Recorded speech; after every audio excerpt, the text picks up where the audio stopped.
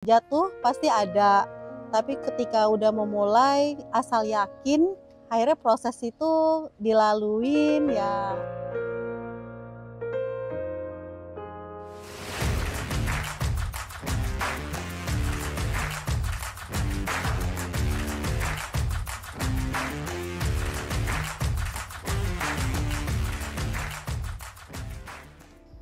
Halo calon pemimpin masa depan, selamat datang di podcast SAI Indonesia.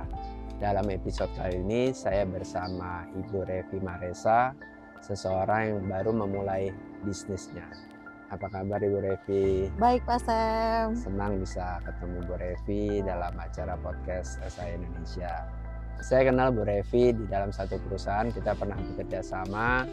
Dan saya kenal sifat Bu Revi itu sangat gigih, pekerja keras. Nah Bu Revi, mau tanya, Bu Revi waktu itu juga menjadi seorang yang wanita karir yang bekerja di dalam suatu perusahaan. Nah saat ini Bu Revi sedang mengembangkan usaha sendiri. Kenapa tuh bisa berani dari wanita karir sekarang ingin mengembangkan bisnis sendiri? Jadi kalau memulainya Pak, waktu itu sebenarnya dari kecil basicnya keluarga usaha Pak. Jadi mama papa dulu usaha. Nah ke karir tuh mungkin dari keluarga dulu bilang cari income yang tetap.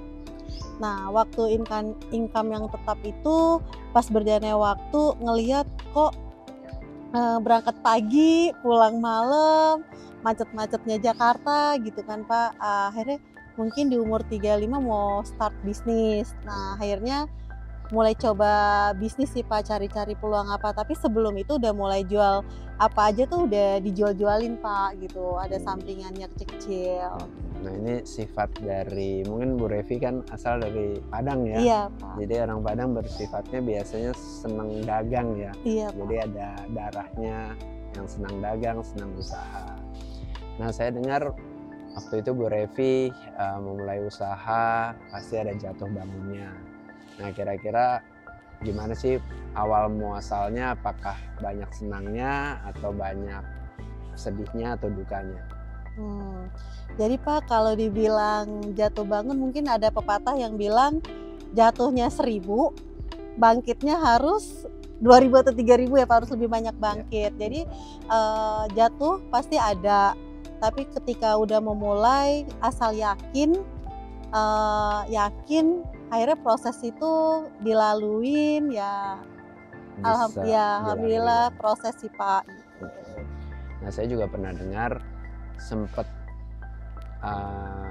jual rumah ya waktu itu ya. Betul. Kenapa tuh kok berani sampai jual rumah untuk mengembangkan bisnisnya ya Bu Revi? Karena nggak ada pilihan lain Pak. Mau pinjam sama orang siapa yang percaya? Karena bisnis lagi jatuh. Kedua mau ke siapa pinjam, nggak ada pilihan lain. Sehingga hanya ada satu-satu aset itu yang harus dijual untuk supaya memulai lagi. Karena sempat mau mundur, mau balik lagi ke profesional, kayaknya kok udah tangga kedua harus mundur lagi gitu. Nah itu ya udah harus menyelesaikan apa yang punya dijual, dan pembelajaran yang rugi itu menjadi pengalaman dan kedepannya jadi harus hati-hati. Nah Revi waktu itu juga sempat memimpin ya di dalam suatu perusahaan, memimpin anak buah dengan mungkin beberapa orang juga, cukup banyak timnya. Nah kira-kira gimana sih sifat kepemimpinan yang baik tuh menurut Kak Revi? Kalau sebagai leader Pak, aku juga masih jauh dari kata yang baik. Tapi sebenarnya tidak ada, selalu bilang ke tim hanya ingin mereka perusahaan punya tujuan goals. Jadi bagaimana kita mencapai tujuan, ya kita harus bareng-bareng teamwork. Itu diatur strateginya. Jadi ketika strateginya setelah diatur, lalu eksekusinya Pak. Nah untuk memastikan eksekusi itulah yang harus dikontrol daily-nya gitu. Jadi setiap harinya memastikan mereka menjalankan bagaimana hasil itu tercapai dari target perusahaan. Nah apakah waktu memimpin anak buah itu ada kesulitan nggak sih? Karena mungkin anak buah tuh karakternya berbeda-beda, ada satu yang mungkin bisa cepat melakukan eksekusi, ada satu lagi yang mungkin sedikit lama atau sedikit loadingnya lama gitu ya. Nah itu gimana tuh? Bagaimana cara mengatasi kedua karakter yang berbeda? Pasti ada kesulitannya Pak, karena waktu itu ngerasa kalau diri sendiri dikasih tugas mau berapa file kita bisa mengukur kapan bisa selesai. Tapi kalau dengan tim terkadang diri waktu masih umur di bawah 30 tahun tuh sempat diinfokan Pak bahwa aku secara handle people-nya jelek karena emosian, emosi galak. Jadi kok ini aja nggak bisa sih gitu. Jadi kayak bentrok Pak, terus satu mungkin setiap daerah karakternya beda-beda. Mungkin aku karena dari Sumatera sehingga cara kepemimpin waktu itu cara ngelit timnya to the point dan ternyata mereka nggak bisa terima. Padahal maksud dan tujuan ingin hasil yang lebih baik. Akhirnya dari manajemen sempat sampai pendampingan, kalau mungkin Bapak tahu ya, hampir tiap bulan dikunjungin karena kok ini terjadi tiap kontroversi ya, konflik. Padahal akhirnya disampaikan ke bahwa ini menyampaikan seperti ini. Nah tinggal cara kita melihat setelah berjalannya umur ngelihat oh mungkin yang kita maksud tuh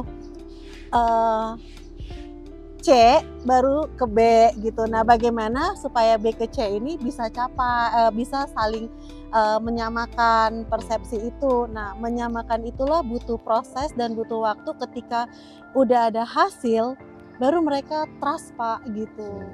Jadi semua melalui proses. Proses dan pembelajaran.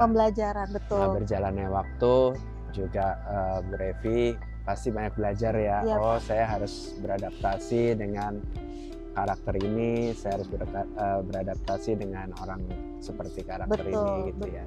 Jadi ya itulah ya, proses pembelajaran menjadi pemimpin tidaklah mudah, tetapi kita harus ada waktu, ada belajar juga, dan bagaimana kita beradaptasi dengan berbagai karakter orang-orang. Ya, dan masalahnya juga beragam Pak. Ya. Jadi itu yang harus dilihat. Lama-lama mungkin sharing juga sama yang udah, oh kalau sama tim jangan pilih kasih, harus samakan. Mungkin mereka, nah dasar itu sebenarnya mereka kan niat kerja juga kan Pak gitu. Nah lama-lama mungkin dari masing-masing ngasih masukan sehingga oh iya bener ya gitu. Nah dari pengalaman Bu Revi dalam mengelola anak buah, nah sekarang mengelola bisnis sendiri, itu ada persamaan nggak atau malah beda jauh? Sebenarnya sama saja Pak, cuman mungkin waktu dulu masih umurnya masih emosionalnya tinggi banget. Kalau sekarang mungkin udah mulai oh ternyata dia jadi ada rasa karena punya pengalaman sebelum handle people-nya sedikit ada lah ya Pak ilmunya. Oh yang ini kayak seperti ini nih gitu. Tetap ilmu yang waktu di profesional terpakai Pak, terpakai sama. Cuman mungkin kalau sekarang kita bisa kita sampaikan objektifnya, mereka bisa kita harus ada profit, ada margin, karena kalau nggak ada itu saya nggak bisa kita sama-sama bertumbuh di sini gitu. Jadi yang pasti di sini bisa lebih wise, bisa pemikirannya lebih belajar luas Pak, lagi. belajar wise. Belajar wise ya. Dan pemikirannya bisa luas lagi karena tidak hanya mengelola tim tetapi juga mengelola suatu usaha baru yang ujung-ujungnya harus profit dan harus mendapatkan uang ya. Betul Pak. Oke. Bu Revi, tolong kasih pesan-pesan untuk anak-anak muda yang ingin memulai usahanya nih seperti Kak Revi. Oke. Jadi sebenarnya di zaman sekarang kita harus adaptif, harus agile atau ikut dengan zaman, karena waktu dulu dengan sekarang itu berubah dan begitu cepat. Nah dari teman-teman tuh bisa lihat peluang apa yang bisa didapat. Nah semua yang kita jalanin bisnis yang menghasilkan pasti kalau kita sungguh-sungguh, kita jalanin dengan sekuat tenaga dan hati, itu akan mendapatkan hasil yang optimal. Berpikir positif, mencari tahu dengan hal-hal yang baru, sehingga kita banyak belajar dengan orang di sekeliling kita gitu. Nah itu sih Pak. Dan yang pasti tetap optimis. Optimis, selalu optimis dan cuan. Saya ada kenang-kenangan untuk Bu Revi. Oke, terima kasih Pak San. Selalu sukses calon pemimpin masa depan. Amin. Demikian podcast SAI Indonesia bersama Ibu Revi Maresa. Semoga podcast kali ini juga bisa memberikan inspirasi dan wawasan bagi calon pemimpin masa depan. Sampai jumpa di podcast SAI Indonesia selanjutnya. Salam calon